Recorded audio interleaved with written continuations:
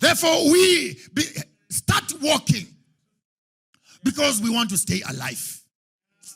Come on, guys. Come on, guys. Let me stretch it. We walk because we want to stay alive. I'll give you an experiment. Go home, put fresh water in a jug and put it on the window. 2 days later, don't drink it. It's poison. As long as it is seated there, poisonous. But take a same jug of water and another jug of water. Keep on pouring the water from one vessel to another. For eternity, you can drink that water. It is alive as long as it moves. It stays fresh. As long. Ask me why many of us are dead. We are no longer being emptied from vessel to vessel. Now, in retrospect, you'll understand what I was doing then. Now I can see heads going, okay.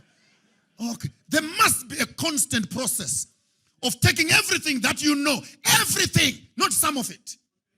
Throw it away into someone else. Until you empty yourself of what you have, you can never receive new stuff. And some of us are stuck with old, cankered brain. In the sanctuary, the loaves of bread were supposed to be fresh every morning. The supplies of the Lord are fresh every morning. What keeps freshness is movement. Come on, church, start moving. Start moving.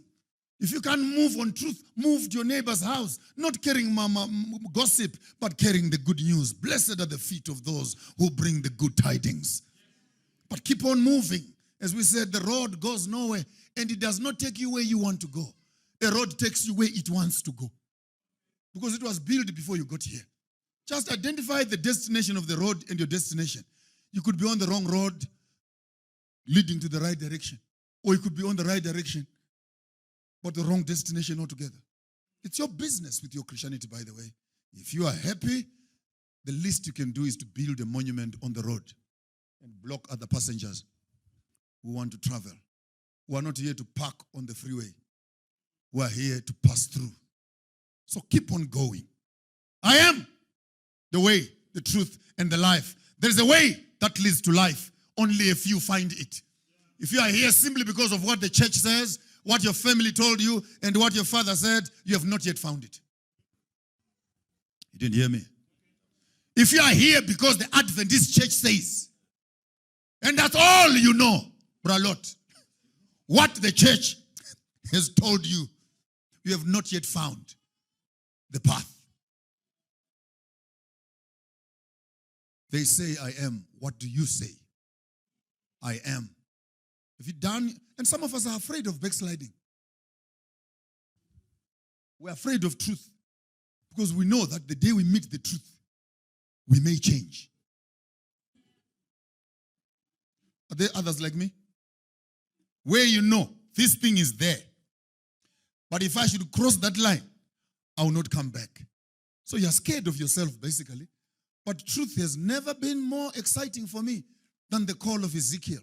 From the shallow waters of self-control and power over your ankles to the knee spaces where now you're becoming weaker and the water is becoming stronger, to your waistline issues where now you're fully submerged. Water can take you where it wants to take you.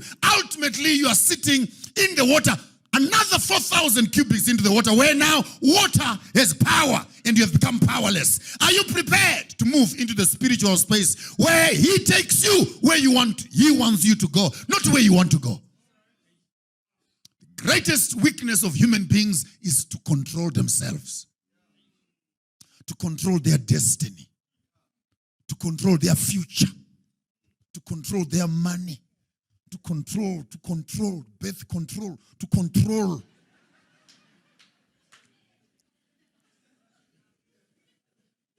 A human being's obsession is control. Man, if you really want to control how much air you breathe per day. If you really want to control.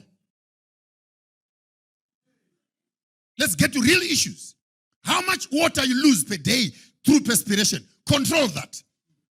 Now you begin to understand that we like controlling things that are peripheral. Things that really sustain life, we don't have control over those things.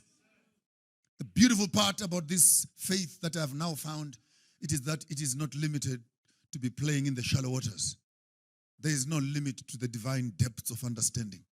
A teaspoon at the beach front does not reduce the volumes of the sea. So is our mind on the sea of knowledge of God. Don't limit yourself for the little that you know doing children's play at the beachfront, and you think that you know God. Those, even the best amongst us, like Ezekiel, spend the whole day looking. He's like this, he's like this, he's like a lion, he's like the ox, he's like what? And then there's a wheel inside the wheel. There are arms all over. The things are moving without turning. And what? Then read the conclusion. This was the likeness of the image of God, like a rainbow flashing through the sky. So did I see God. What did you see? Moses also is an introduction. No, I want to see you. I want to say, no, man, you can't see me. No. Okay. Go behind the rock. Cover yourself. I'll put my hand on your face. I will hide you behind the cleft of the rock. I'll pass by the rock, and then you will see me while you're hiding behind the rock, and you'll see me. We need to use the rock as a filter. Otherwise, your eyes will be messed up for a very long time.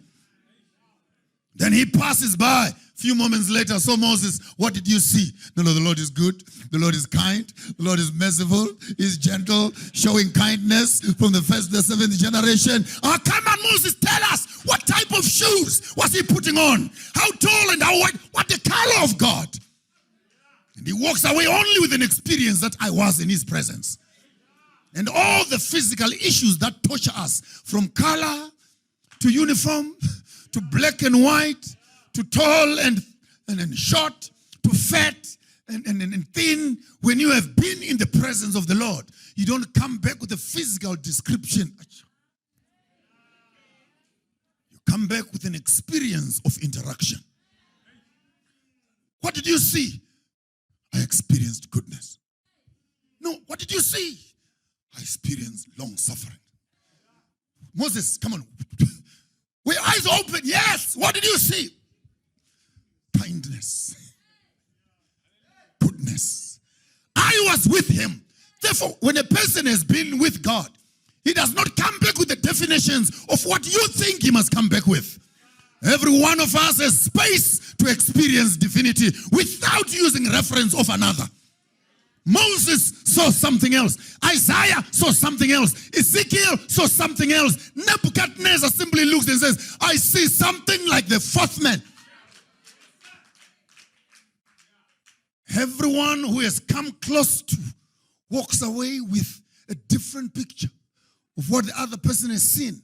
Therefore, you don't have permission to read what I have seen and consider that as your testimony. Come on, go in there. Go in there. Go check him out for yourself. When you come back, let's also hear your storyline. Let's also hear your storyline. Thomas went in there.